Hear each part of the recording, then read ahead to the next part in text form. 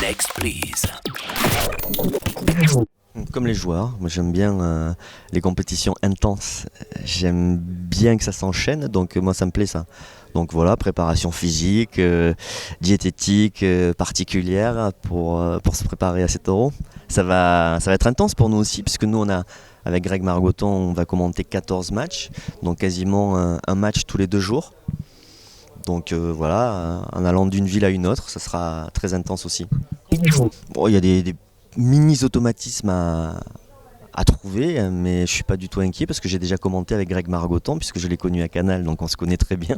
Donc ça va durer, je pense, 2 minutes, les automatismes à trouver. Voilà, ça va pas être un problème. Mon favori? Non, j'aime pas dire mon favori. Les 4 équipes qui sont capables d'aller au bout de cette Coupe du Monde, c'est l'Allemagne, l'Espagne, la Belgique et la France.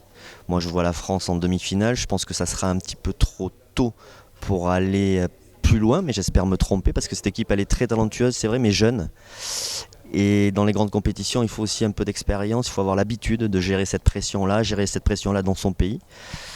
L'Allemagne, je dis souvent, j'avais dit que l'Allemagne serait championne du monde à la Coupe du Monde 2014, je m'étais pas trompé. Je pense qu'ils sont capables de faire le doublé, mais ils ont fait une phase de qualification de mauvaise qualité.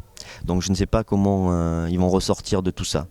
Voilà. Après l'Espagne, on a vu avec les clubs qu'ils ont placé 3 équipes dans les finales de Coupe d'Europe. Donc l'Espagne est toujours au niveau. Et la Belgique, ça peut être un peu la surprise, même si c'est pas complètement une surprise. La Belgique s'est fait éliminer par l'Argentine à la Coupe du Monde 2014. Ils ont une très bonne équipe, des très bons joueurs.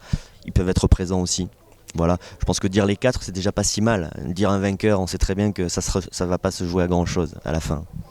Je me retrouve sur Téléfoot, les matchs de l'équipe de France et puis les matchs de l'Euro.